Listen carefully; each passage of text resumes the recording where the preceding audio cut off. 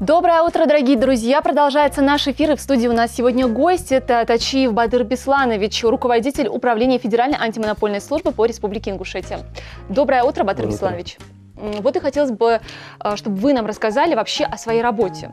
Чем вообще занимается антимонопольная служба?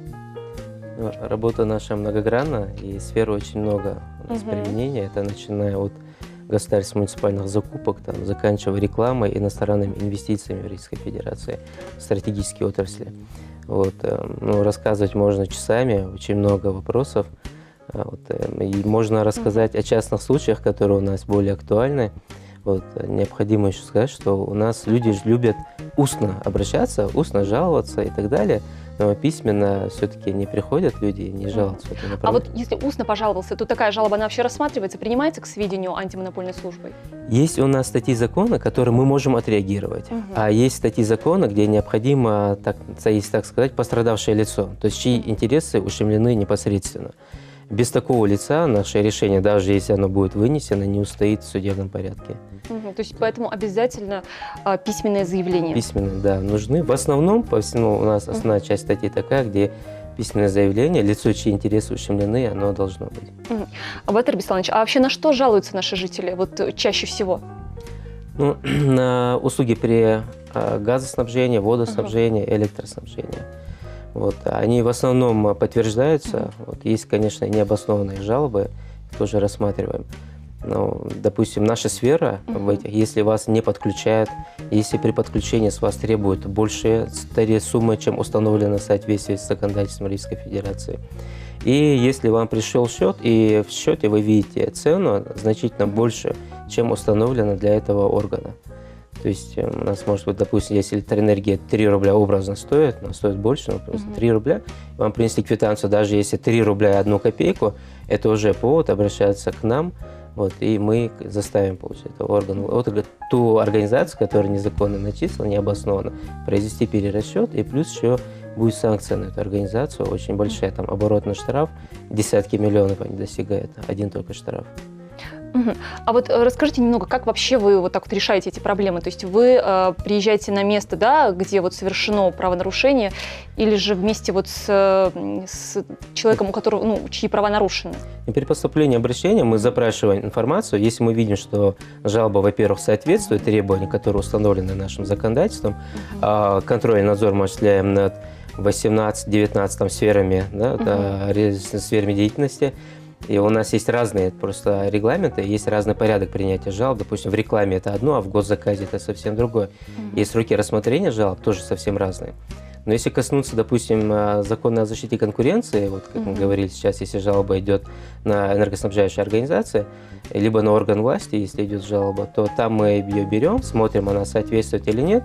Если соответствует, принимаем. И непосредственно уже у той организации, которая допустила нарушение, у которой есть признаки нарушения, пока только можно говорить о признаках до вынесения решения, мы направляем запрос информации, где исчерпывающее затребование у них все, что нам нужно для того, чтобы полностью рассмотреть, об этой жалобе обоснована либо не обоснована. И непосредственно все происходит у нас. Допустим, если жалоба обоснована, если есть признаки, то мы возбуждаем дело по признакам нарушения. И примерно у нас этот процесс проходит как судебный. То есть создается комиссия внутри нашего органа, вызываются стороны и рассматривается этот вопрос у нас коллегиально. И коллегиально, соответственно, выносится это решение. Виновен, не виновен. Если виновен, выдать предписание, административные санкции наложить. Если есть признаки уголовно наказуемого деяния, то мы передаем это в соответствующие правоохранительные органы, рассмотрев предварительно у себя в организации, что же все-таки нарушено. Бадыр Бесланович, бывают такие случаи, например, организация нарушила права гражданина, вы оштрафовали, то есть применили все необходимые санкции. В следующий раз, допустим, повторяется ли подобный случай, или же все для него это служит уроком и больше подобные случаи не повторяются? Или по-разному всегда бывает? Есть, конечно, когда жизнь не учит, такое тоже есть. Оно в основном повторяется только тогда, когда меняется руководство. Когда приходит новый руководитель, у него, опять же, у него свое мышление, он Да. особо если не сталкивался в этой сфере, не был, и в этой должности не был соответствующей. Может, допустим, он был мэром в Магасе, потом стал мэром в Назране, либо в Малгобеке, ну и наоборот, там, министр там перешел. Вот если он перешел, если имел дело в этой сфере, то, соответственно, он, конечно, знает о недопустимости нарушения. А так, если при первом же, там, допустим, штрафы, которые мы в прошлом году накладывали, один только штраф составлял 30 миллионов. Ну, это А огромная нарушение, сумма. которое, да, он допустил где-то там на 33 700 рублей, самое маленькое нарушение, которое было, там серия была нарушений. Вот за эту сумму на 30 миллионов, если оштрафовать, конечно, это отрезвляет, я думаю, и Ну больше организация, Как бы, она да, для нормального человека это будет служит допускать, уроком. безусловно. А даже если для нормального не служит, то есть вышестоящий орган для него, который выносит соответствующие кадровые решения. Если для него это не служит, то навряд ли, я не думаю, что есть какая-то организация либо орган власти, который за ошибки и менеджера, который поставлен им, готовы платить по 30 миллионов рублей за это мелкие нарушения. Батыр Бесланович, расскажите, пожалуйста, вот, а какие нарушения бывают в отношении органов власти? Ну, органы власти у нас допускают нарушения, в основном это госзаказ при размещении и плюс еще закон о защите конкуренции. В законе о защите конкуренции больше всего нарушений мы выявляем при передаче в аренду либо продаже государственных муниципальных земельных участков.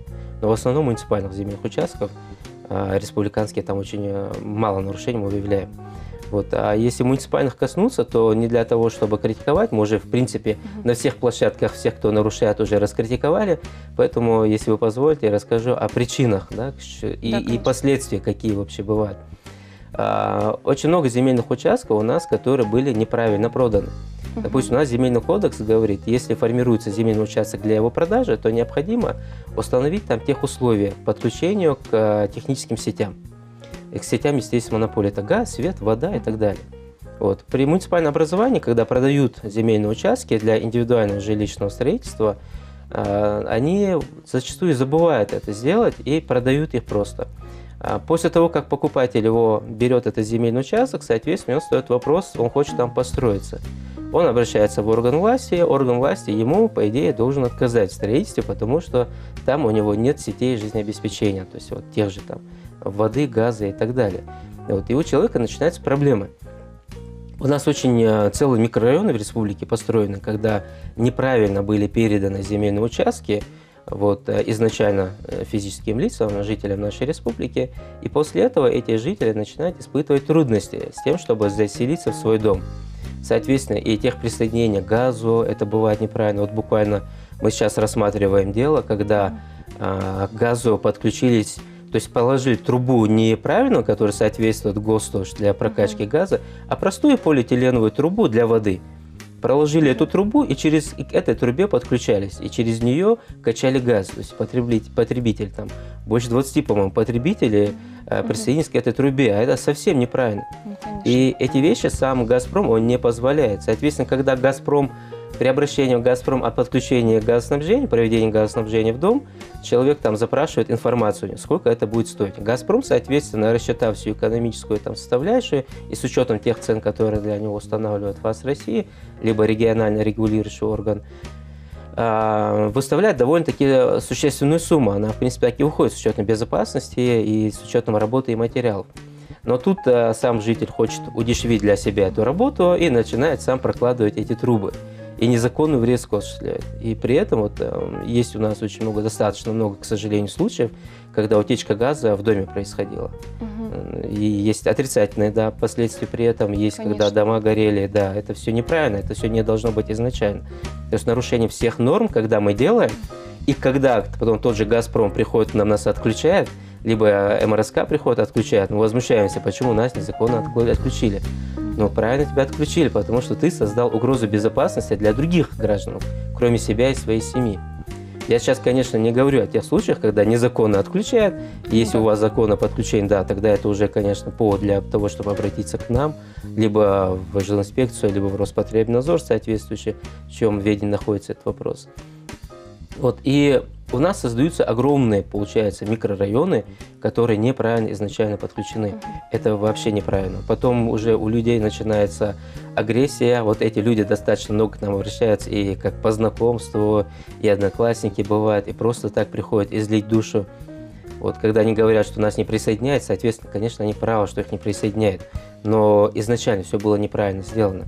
У нас получается, как в соответствии с земельными и градостроительными кодексами, до того, как продать земельный участок, орган власти обязан рассчитать цену коммуникаций, которые туда должны идти, и, соответственно, заложить это все в бюджет. Только после этого начинается продажа земельных участков. В том числе, может быть, эта цена может быть установлена с учетом всех этих расходов. А когда мы продали, все это не рассчитали, и потом уже при обращении граждан у нас в бюджете, естественно, не оказывается ни одной копейки, которая могла бы туда пойти, здесь и начинаются вот конфликты. Батыр Бесланович, вот расскажите нам еще раз вот подробнее, что вообще входит в полномочия Федеральной антимонопольной службы, вот управления нашего? Вот когда нужно обращаться к вам, а когда вот в Роспотребнадзор? Ну, Федеральная антимонопольная служба является органом государственной власти, который защищает конкуренцию. Соответственно, конкуренция там, где есть хозсубъекты и бизнес, добросовестный бизнес, да, вот его мы и защищаем. И у нас, в принципе, и миссия такая: свобода конкуренции во имя будущего страны. Вот, и в этом плане мы только хозсубъекты защищаем. А если это обращение физлиц, их интересы страдают, то это непосредственно уже другие органы власти. Да. А к нам физлицы тоже могут обращаться. Допустим, если тоже орган власти допускает нарушения, которые указаны в антимонопольном законодательстве. Это те же аукционы неправильно проводятся. Допустим, любой аукцион, который обязательно к проведению в соответствии с законодательством Российской Федерации, там уже не важно, будет физлицо, это бизнес будет, либо другой орган власти будет, либо сам орган власти на себя жалуется, допустив нарушение, потом выявив его по итогу внутренней проверки.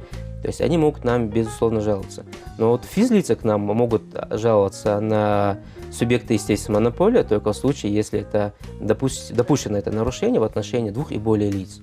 Если в отношении одного лица, то это, к сожалению, либо к счастью, не наш вопрос. Просто таких случаев очень много было, а штат нашей службы нам не позволяет рассеиваться среди всех вопросов, которые у нас есть. Все-таки защита конкуренции является прерогативой. Но защита конкуренции – это, опять же, для граждан, да, конечная цель. Мы защищаем конкуренцию для того, чтобы при конкуренции, как мы знаем, улучшается качество товара, снижается цена, предложение становится лучше, технологическое развитие. Оно все возможно только если есть конкуренция, реальная конкурентная среда. Вот. И, в принципе, конечный итог является любой конкуренцией, которую, соответственно, мы ее защищаем, снижение цены и улучшение качества. Именно для того, чтобы наши граждане пользовались именно этим конечным продуктом. Батыр Бесланович, расскажите, вот что вы еще контролируете? Да. Еще мы контролируем государственное муниципальное имущество, процессы, как оно расходуется, как оно перепродается, либо там передается в аренду. Это все тоже вопросы касаются антимонопольного законодательства. Честность, да, при передаче, при продаже этого имущества. Также у нас огромная сфера нашей деятельности занимает еще контроль за государственными муниципальными закупками. То есть что это такое? Мы знаем, что каждый рубль из бюджета, когда он расходуется, он должен расходоваться в соответствии с 44-м федеральным законом о контрактной системе. Вот. И если расходуется, каждый гражданин, допустим, у нас индивидуальный предприниматель либо ООО, имеет право участвовать в торгах государственных муниципальных закупках. Вот, регистрируется на сайте, это все очень просто, сайт называется «Закупки.gov.ru».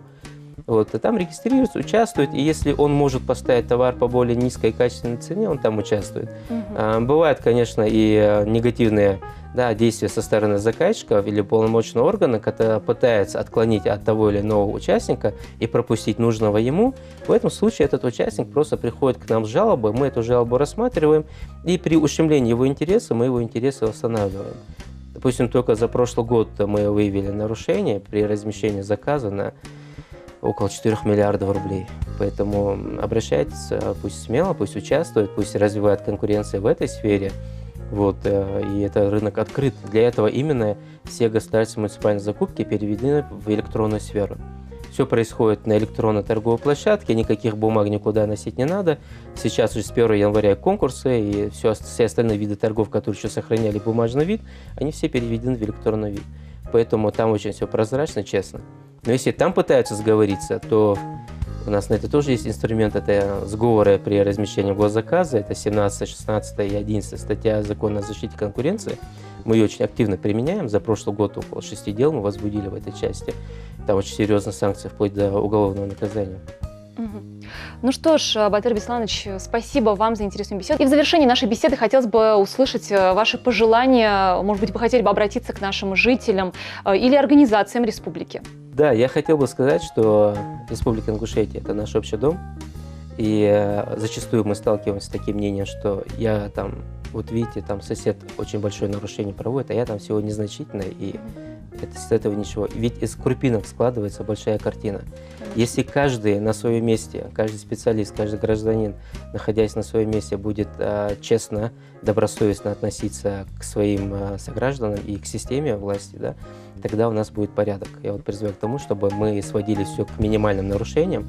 Даже тогда, когда человек там идет на осознанное либо неосознанное нарушение, и если он идет на осознанное, ему кажется, что это незначительно и не влияет на права и обязанности конкретного там человека, это в любом случае потом складывается и влияет на нашу всю общую картину. Вот я вот хотел призвать всех к тому, чтобы мы наводили порядок и начинали с себя и с своего дома. Ну что ж, спасибо вам за интересную беседу. Я желаю терпения вам. У вас нелегкая работа, на самом деле очень тяжелая. И успехов. И вам большое спасибо за приглашение. Спасибо. Друзья, ну что ж, я напоминаю, что в гостях у нас сегодня был Тачиев Батыр Бесланович, руководитель управления Федеральной антимонопольной службы по Ингушетии. Не уходите далеко, впереди вас ждет еще много интересного.